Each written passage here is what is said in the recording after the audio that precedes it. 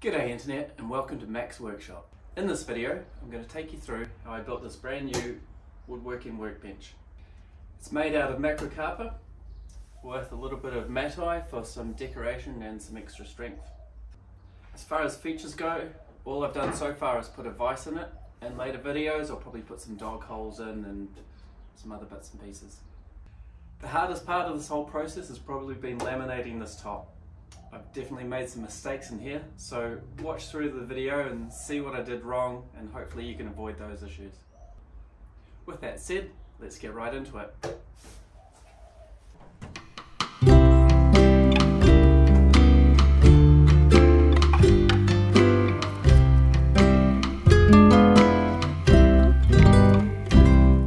It's pretty exciting coming home with a stack of new lumber. I purchased my lumber from a local sawmill, already dressed on 4 sides. I tried to use as much dressing grade as possible because it's cheaper, but I did have to use some clears as well as there wasn't enough of the cheaper timber.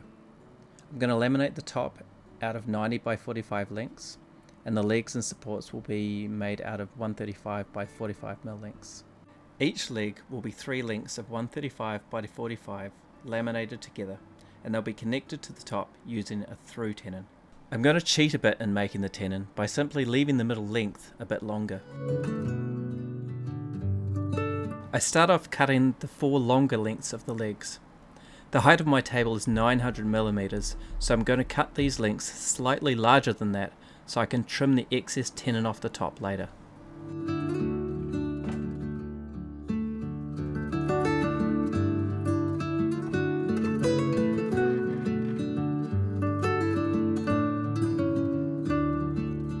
To ensure all my lengths are the same size, I clamp a piece of scrap on the end that I can butt the wood up against for repeatable cuts.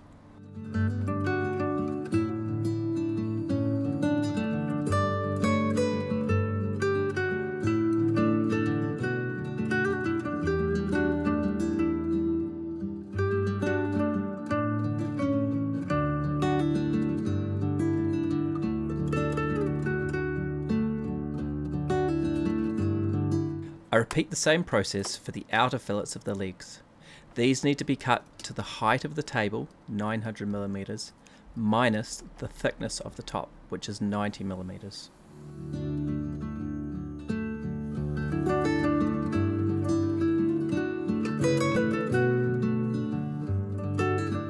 After the side fillets of the legs are cut, I give them a quick inspection and mark the 4 nicest sides I want to be external facing.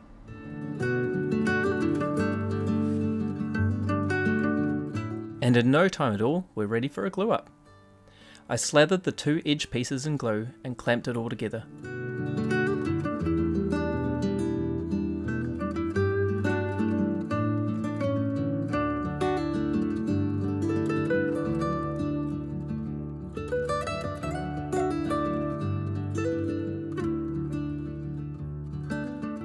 To help prevent the pieces sliding around when applying the clamps, I made some small cauls and covered them with packing tape so they didn't get glued to the legs by the squeeze out.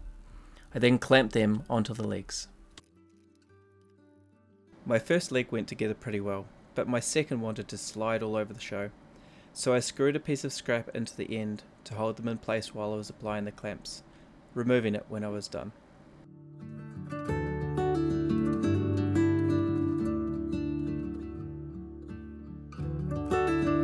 I wanted to test how the leg tenons would fit, so I clamped some pieces of the soon-to-be top together to see how it would work, and at this point it looked pretty good.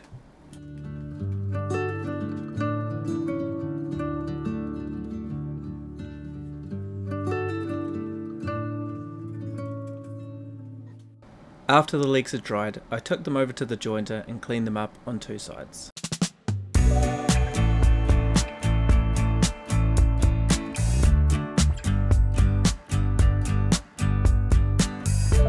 On a side note, this is the first time I ever used this machine, and I was pretty happy with the outcome.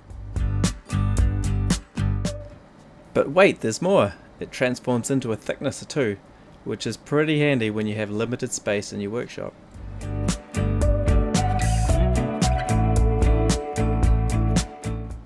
So, after I transformed Optimus Planar, no, I'm going to need to work on that one. I went to work on bringing the legs to their final dimensions. And in no time I had 4 beautifully chunky legs. Now it was time for the top. First off, I laid out all the wood for the top, making sure I had all the nicest faces in the most visible areas. Before I glue up the top, I need to cut 2 of the links up to make through mortises for the legs. I never drew up plans for this table, so I just played around with lengths and decided I wanted a distance of 1200 between the legs, as this would be a good size for the cabinet later on.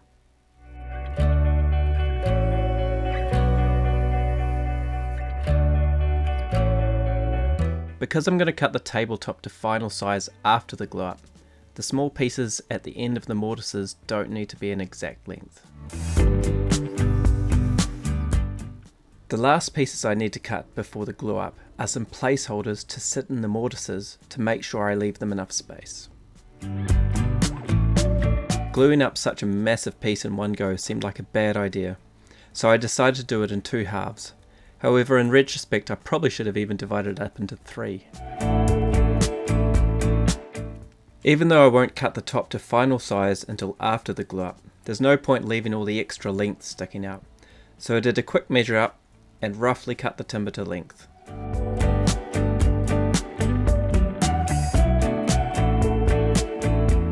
And with everything set, it was time for the glue up. I just slathered on some glue using a small roller and slowly pressed the boards together.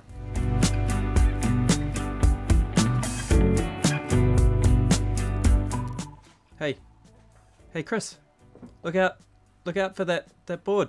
It's gonna fall, look out. Oh no, he doesn't see it. So, after a few choice words and cleaning up of sawdust that got all over the wood that fell, I added some better supports to the end pieces and carried on with the glue up.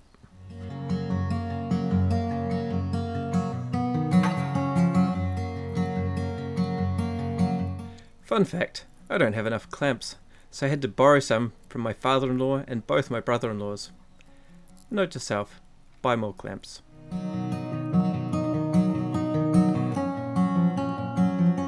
With both halves dried, all I had left to do was glue them both together, making sure to have the mortises on each half exactly aligned with each other.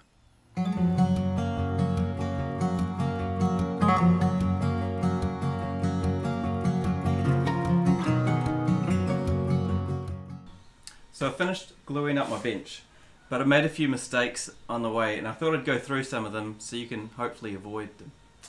So the first thing is, I thought I could glue the whole thing up in one go. Luckily I thought better of that before I even started, and I, as you may have seen, I've done it in two blocks. But I still had a problem where my glue that I initially put on was drying by the time I got to the end parts. So a couple of ideas how we can deal with that. First off, I was using Titebond 2 and I've since learnt that Titebond 3 has a longer assembly time. So if you're going to take a while putting something together, use Titebond 3. The other thing I probably would have done is maybe broken it up into 3 different chunks. So instead of just the 2, had the 3, and then I would have had less to glue up and clamp together. I might even have been able to get away without using the big cumbersome sash clamps and just use my smaller clamps. So the next problem I ran into is I have these holes for my legs to go in. I thought I was being clever in making the mortise by just cutting the wood to the size of the leg tenon. However, what I discovered is this little piece of wood here, even with my spacer that you saw, would shift and move when the glue was on, and so consequently this hole isn't as tight as I would like. There's probably some ways to deal with that. Maybe I should have screwed this into place immediately, but I was a little bit worried about having some screws in the middle here for later on when I drill my dog holes. I don't want dog holes going into screws. If you've got any ideas, put them in the comments below. I'd love to hear them. The other obvious idea is don't do this at all and build your legs and make your mortises to fit your legs later on, and that way you can make them as perfect as you need. The other thing I didn't do was, because I bought this timber already cleared on all four sides, I thought I could just glue that together. But really, timber moves in the timber yard, and there's some buckling in here and there, and the joins aren't as tight as I would have liked. So really I should have put them through the planer and thicknesser just to clean up those edges so I got a better glue. I did do that with the legs and the rails, and the gluing came up a lot better on those. So don't be lazy and put them through your thicknesser and your planer if you've got one. Yeah, that's pretty much it for the top. The last parts I had to glue up were the leg supports, and learning from my mistakes with the top, I put them all through the planer so I had nice flat surfaces to work with.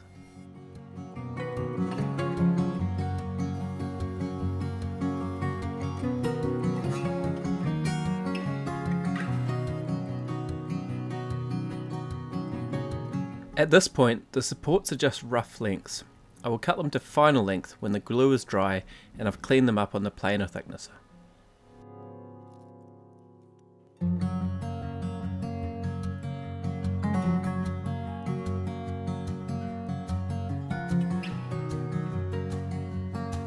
After the glue is dried, I run the leg supports through the jointer to clean up two sides and give me a nice clean right angle.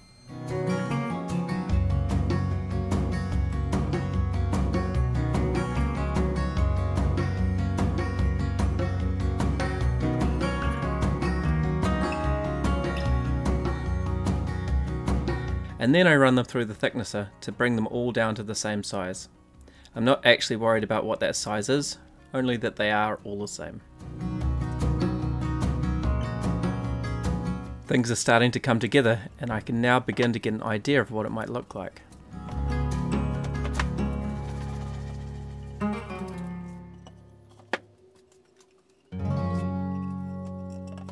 Before I start making the mortise and tenons for the legs and supports, I mark the legs so I have the best faces on display.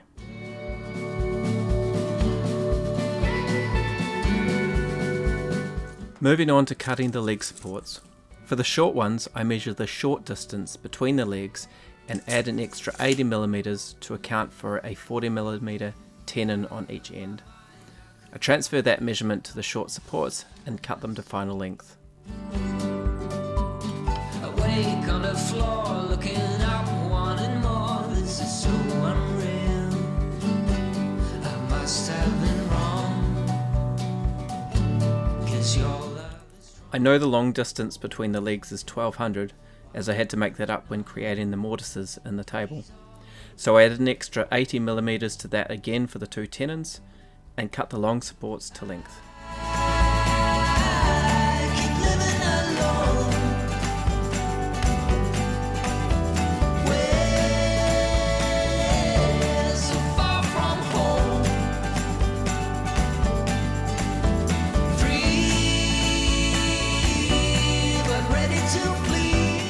This is going to be one heavy table.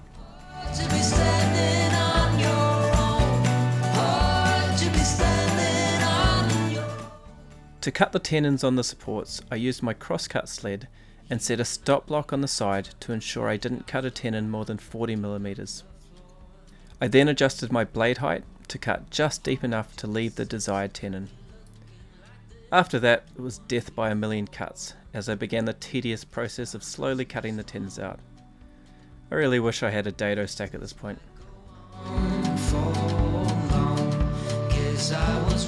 On to the top leg mortises. I transferred the negative space of my tenon onto a marking gauge, and then used that to lay out the top corner of my mortise.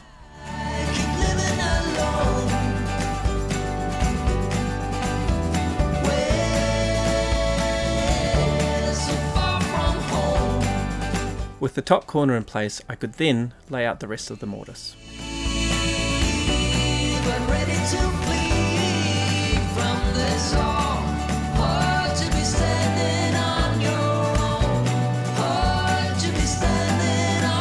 It's worth noting that I want the supports to be flush with the edges of the legs, so I can use them for dog holes to help support vertical pieces of wood in the future.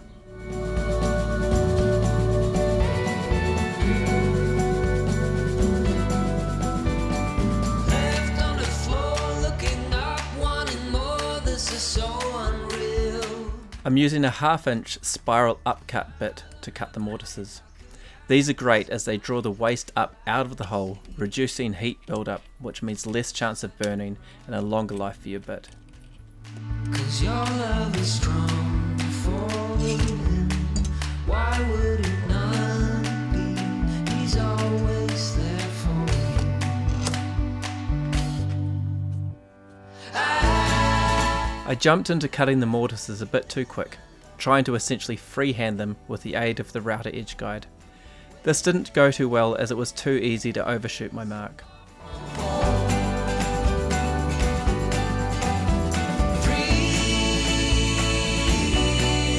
The next thing I tried was to clamp some stop blocks in place. This worked well, but it was fiddly to set up and I had quite a few mortises to do.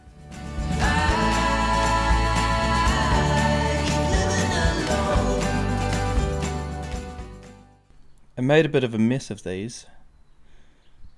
I kept going over the edges and not following my guides. The second one's a bit better, but it's actually too fat. So I'm going to try and make a jig to make them more repeatable and less rough. Right, this is the jig that I've made to help make my mortises more accurate and more repeatable. So all it is basically is a couple of bits of plywood screwed to another couple of bits of plywood at exact 45-degree angles. I've got the size of my mortise here, and on these two sides is the distance from the edge of my router to the router bit.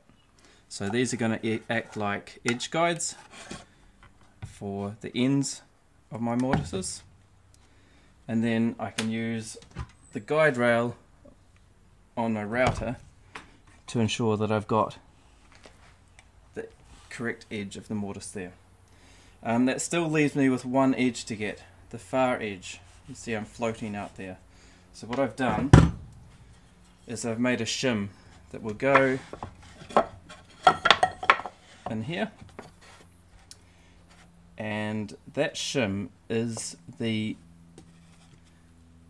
width of my mortise minus the width of my router bit.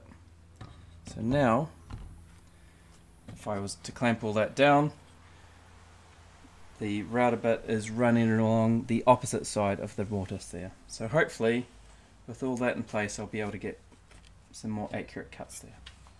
Right, I'm ready to make my first cut with the new jig. I just wanted to show that I'm clamping that leg to the bench table, and I'm also clamping the jig to the leg. Don't want anything to move when I'm making the cut. When starting a pass with the router, it's a good idea to bore the final depth at both the start and the end of your pass. You can then use progressive passes to slowly cut in between the two holes.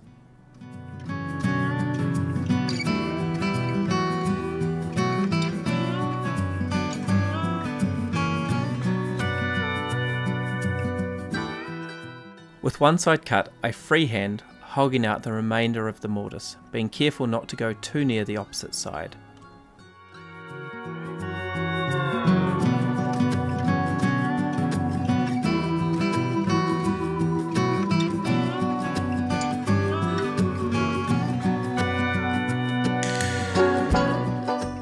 After most of the mortise is hogged out, I can then add the shim to the jig and make my final cut using the same technique as before.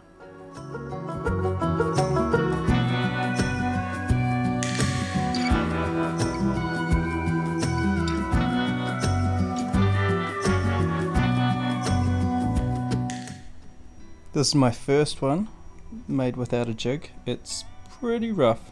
It works, but it's, yeah. And this is one with a jig. Much nicer, much better snug fit. Now at this point, you might have noticed that I'm trying to fit a square peg into a round hole, so to speak. and that's not going to work. So instead of squaring off my mortise, I'm opting to round over my tenon. I start off by making small cuts on the corners with a Japanese pull saw, and then I go to work with a file, checking periodically with the mortise until it fits.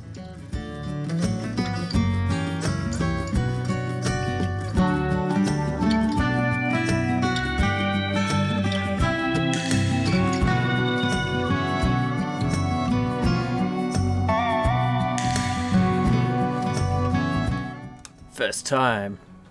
No, that's a lie. That probably took about 10 checks. After I'd cut all the mortises, the last thing I wanted to do was round over the bottom of the legs. I used a 5mm round over bit, but I probably would have used a large one if I had it, because of how big the legs are.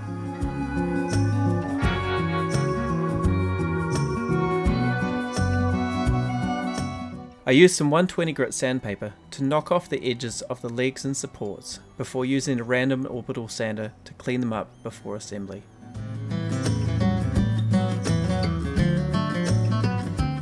After doing a quick dry fit to make sure everything fit together, it was time to glue up the legs and short supports. There was nothing tricky here, it's just a good idea to have a mallet on hand to knock things into place, as the glue can swell the wood and make the mortise and tenons a tighter fit than you expect.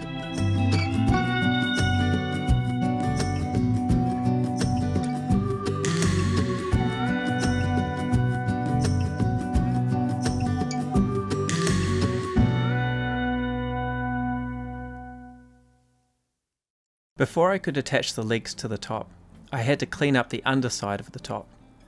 I used a technique I learnt from a video by the Wood Whisperer that involves using a router in a custom made sled. I recorded how I did this myself, but in the interest of keeping this video's length down, I'll make another video in the future detailing how I did it. For the meantime, however, you can check out the Wood Whisperer's video in the link in the description below.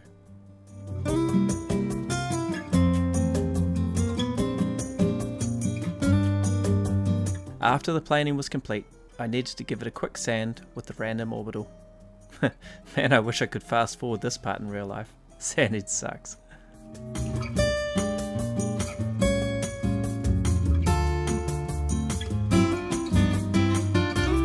After both sets of legs were dry, it was on to gluing them together with the long supports. This was pretty much the same, except now I had to lift a really heavy set of legs into place.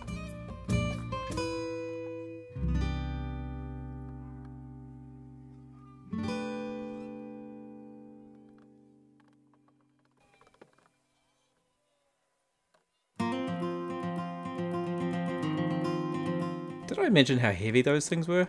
Sheesh, I'm getting tired just watching myself. Trying to put long clamps in place like this is hard, and after failing a few times, it was time to call in the big guns. And by that I meant my son.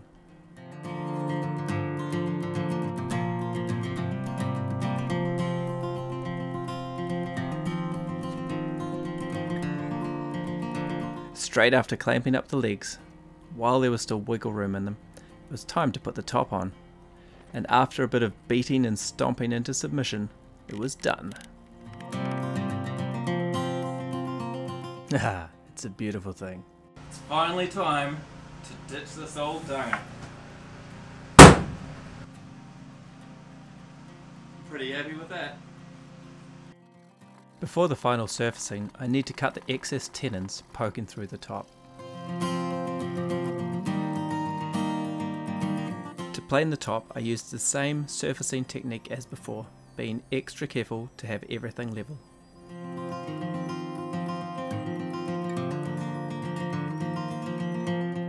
After a quick blat on the random orbital, it was time to cut the ends off.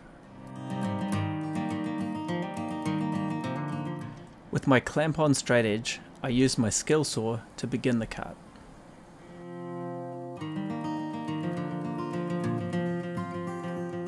Then I used a handsaw to finish off what I couldn't get to with the skill saw.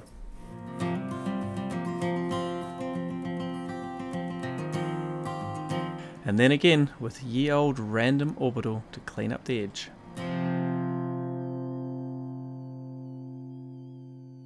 By this point, things were looking pretty darn good. These joins aren't as tight as I'd like, so what I'm going to do to try and strengthen them up is get some dowels and stick them through the side there to pin them in. I'm also going to stick a couple of dowels here as well, just to hold that a little bit tighter. I'm sure it'll be fine, but it'll look nice anyway. I've got some nice heart matte dowel here, which will be a nice colour difference to the rest of the wood. I measure out where the dowels need to go, ensuring they're evenly spaced.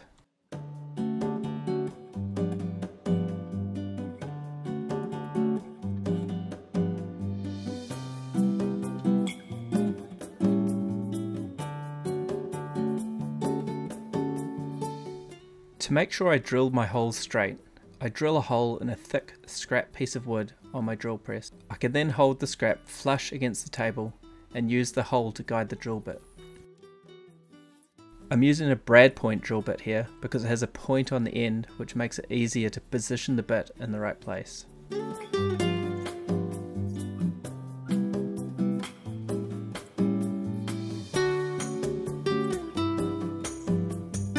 With the holes drilled, I cut the dowel up into lengths slightly longer than the holes I drilled. I then round over one end of the dowel on the disc sander to make it go in the hole easier. Now it's time to glue the dowels into place. You don't want to add too much glue here, like I have, because it'll have nowhere to go when you're hammering it in.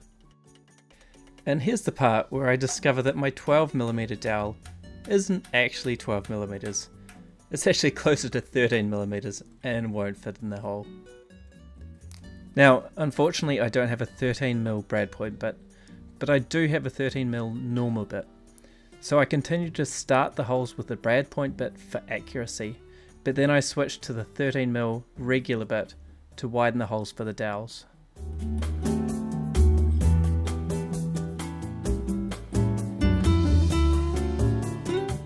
With that all sorted, the dowels go in a lot easier.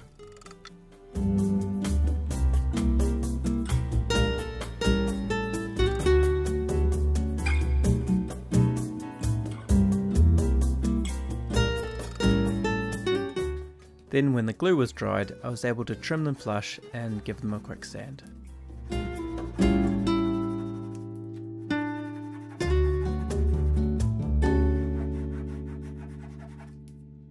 In the interests of keeping the size of this video down, I'll release the vise install as a separate, shorter video.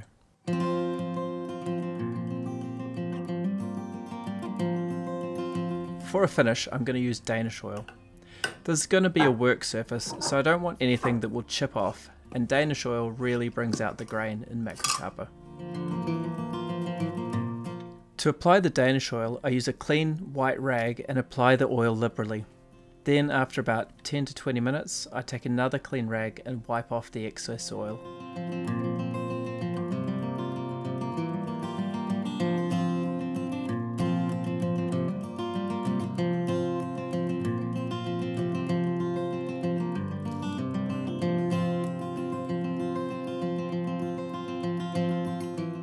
If you have big hands and can't get them into the small hole of the oil tin, one technique I discovered is to spill the oil all over the floor. Then you can use the oil directly from the floor. Easy as.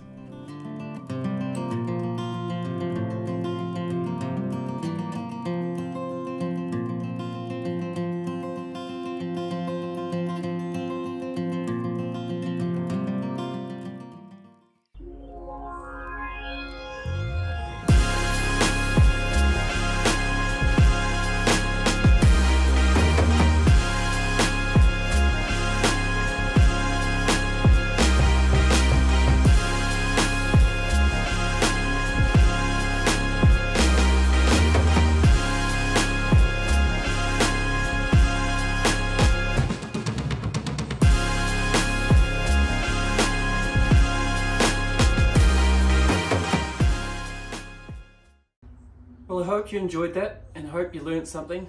Hopefully you can avoid some of the mistakes I made. I certainly can't wait to actually start using this bad boy, although it kind of looks too good. and I'm a bit nervous about getting the first dent in it. Like I said before, I've got a few other bits and pieces that I want to build into this. I want to drill some dog holes into the top, but I'm going to wait till I actually have some dog hole accessories to use there. And I also need to build some storage for underneath, but they'll have to wait for another video. If you think I've earned it, please give this video a like and subscribe, and I'll see you next time.